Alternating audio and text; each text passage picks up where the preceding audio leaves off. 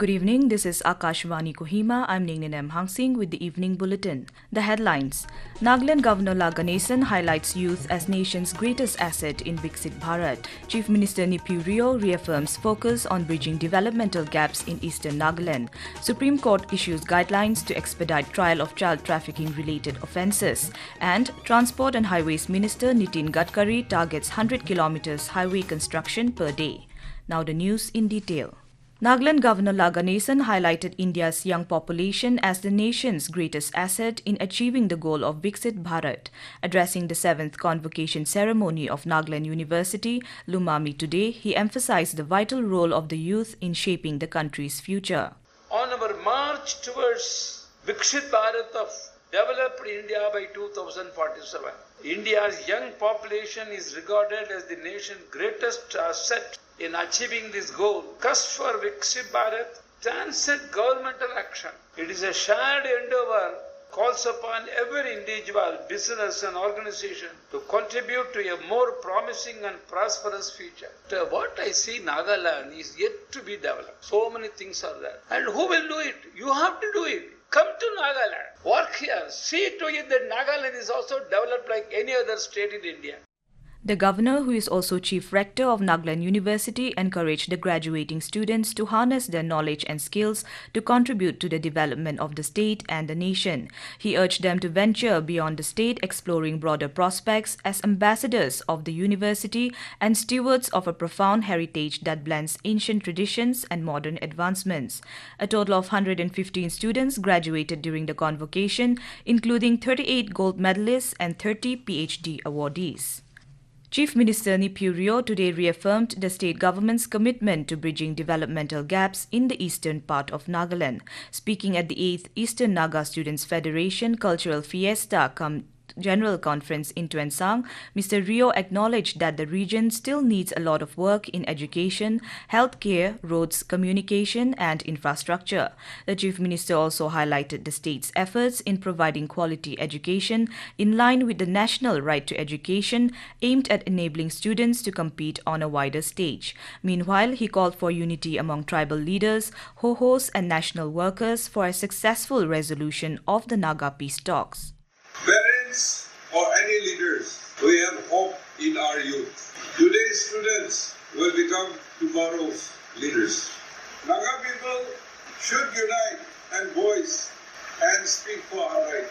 Me and my government will continue to protect, to support the rich culture tradition. Mr. Rio further reiterated strong opposition to restrictions on free movement in Naga-inhabited areas along the border. On illegal immigration, he urged students' bodies, administration and police to be vigilant in issuing inner-line permits and indigenous certificates. Reminding the gathering of the constitutional safeguards protecting the cultural and customary law of Nagas, the Chief Minister encouraged the youth to uphold their rich history, culture and tradition. The Supreme Court today laid down stringent guidelines for the prevention and expedited trial of child trafficking-related offences across the country.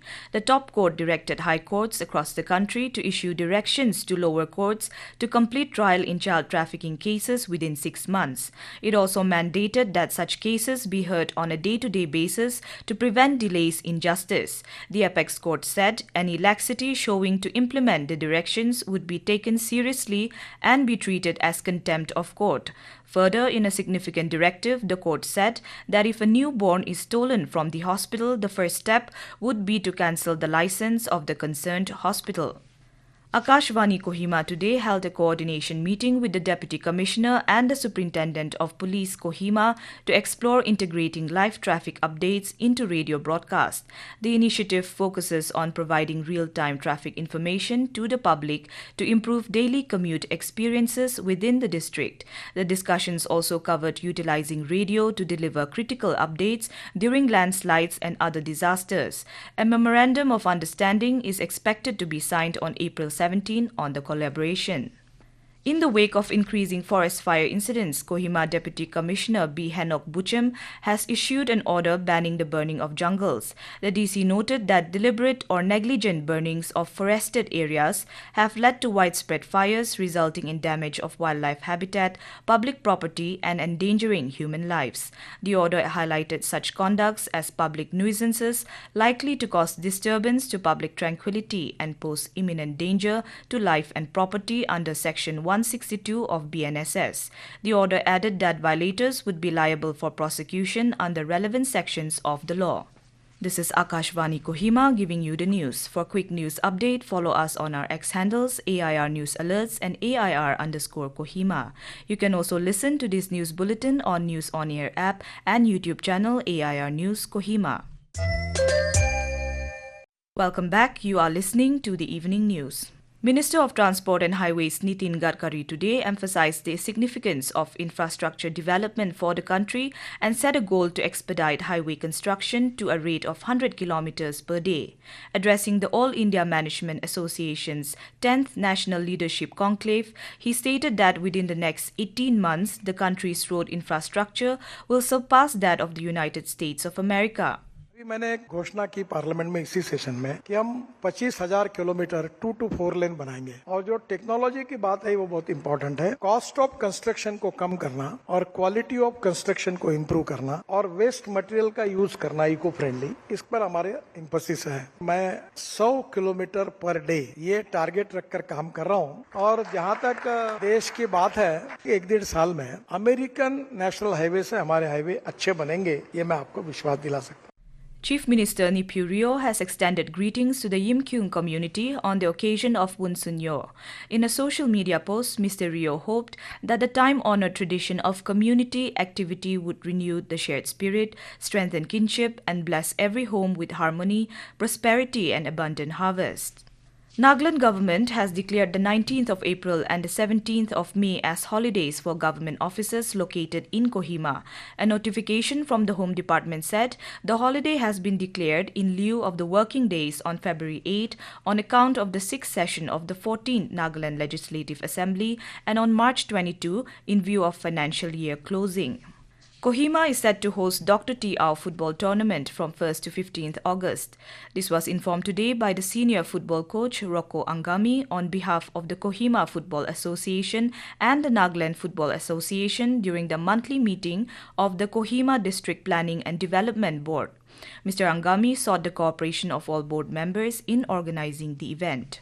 And the Indian Meteorological Department IMD has said that the southwest monsoon seasonal rainfall from June to September this year is likely to be above normal. Briefing media in New Delhi today, IMD Director General Dr. Mrutyunjay Mohapatra said the above normal seasonal rainfall is very likely over most parts of the country except some areas over northeast, northwest and south peninsular India where below normal rainfall is expected. Meanwhile, Secretary of Ministry of Earth Sciences Dr. M. Ravichandran said that this year the country will witness double the frequency of heatwave conditions compared to last year during the months of May and June. The heat wave will be almost double this number. Frequency will be more than the last year, and also the moisture content also will be more. So there will be more and more discomfort, especially in the month of May and maybe in the North India in June also. And now to round up the news, the headlines once again. Nagaland Governor La Ganesan highlights youth as nation's greatest asset in Viksit Bharat.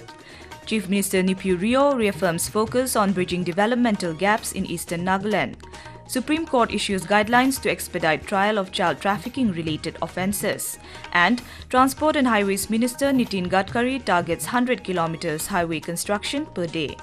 That is all we have in this evening news bulletin. We will be back with the morning English news at 7:30 tomorrow. Have a pleasant night.